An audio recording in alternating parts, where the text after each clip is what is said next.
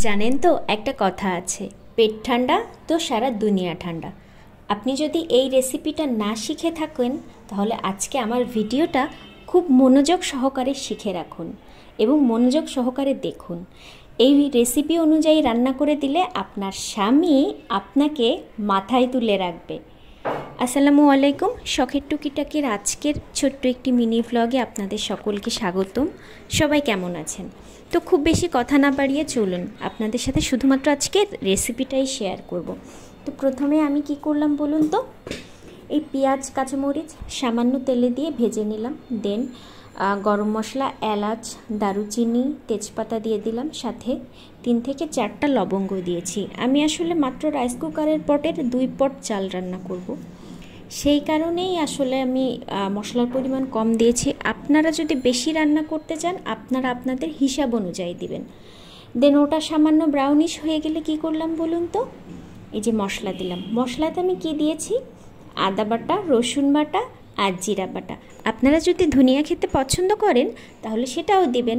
সাথে এই যে লবণ হলুদ অ্যাড করার পর এই যে গরুর মাংসের মশলাটা দিয়ে দিচ্ছি। এটা হলো কি, এটা অপশনাল, আপনারা দিতেই পারেন নাও দিতে পারেন, বাট আমার কাছে মনে হয় যে এই মশলাটা অ্যাড করলে খিচুড়িতে এক্সট্রা একটা ফ্লেভার চলে আসে, এক্সট্রা একটা টেস্ট চলে আসে। তো আমি তো বারবারই বলছি, এই রেসিপি অনুযায়ী রান্না করলে স্বামী কিন্তু সত্যি মাথায় তুলে রাখবে, কারণ এই রান্নাটা এত বেশি সুস্বাদু আর এত বেশি মজার হয়। তো আজকে কিন্তু আমি খিচুড়ি আর ইলিশ করব। খিচুড়ি ইলিশ বাঙালির জন্য খুব স্পেশাল একটা খাবার। বাঙালি যখন তখন খিচুড়ি খেতে পারে, আর সাথে যদি ইলিশ থাকে আর কিছু লাগে না, তাই না? তো এখানে আমি মশলাটা সামান্য তেলে খুব সুন্দর করে কষিয়ে নিয়েছি।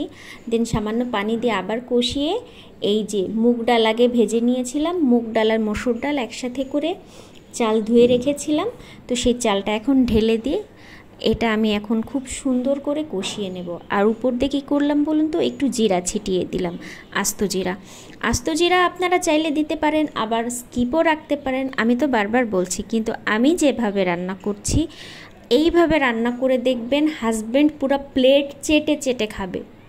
এত সুস্বাদু হয় এটা, এবং এত সিম্পল, এত ইজি একটা রান্না। এই রান্নাটা না শিখে রাখলে কিন্তু আসলে সত্যি কথা বলবো, গৃহিণী হিসেবে খুব আপনি 10-এ 2 পেয়ে যাবেন।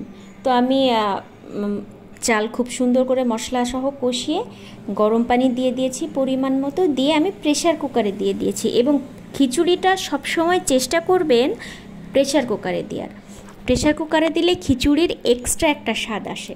তো তারপর আমি চলে গেলাম অন্য অপশন বলতে খিচুড়ি মানে তো পেঁয়াজ মরিচের ভর্তা মাস্ট, যার কারণে আমি কি করলাম, শুকনো মরিচ আমি আমার প্রয়োজন মতো ভেজে নিয়েছি, পরিমাণ মতো। আপনারা আপনাদের ঝালের টেস্ট বাট অনুযায়ী ভেজে নেবেন।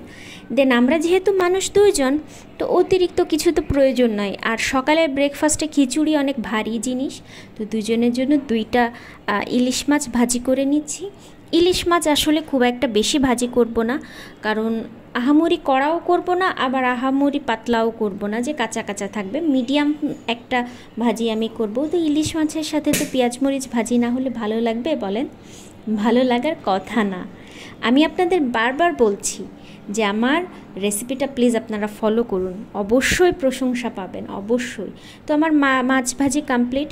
তো আজকের মতো এখানেই আসলে রান্নার রেসিপি এখানেই শেষ।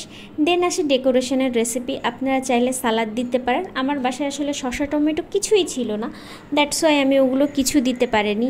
আমি পেঁয়াজ মরিচের ভর্তাটা করেছি আচারের তেল দিয়ে। আপনারা আপনাদের পছন্দ অনুযায়ী দিবেন। এবং আপনাদের যদি আমার চ্যানেলটি ভালো লেগে থাকে তাহলে চ্যানেলটি সাবস্ক্রাইব করতে ভুলবেন না এবং ভিডিওটি লাইক করতে ভুলবেন না, কারণ আপনাদের একটি লাইক আমাকে অনুপ্রেরণা যোগায় আগামী দিনে আরেকটা ভিডিও তৈরির জন্য। আল্লাহ হাফেজ।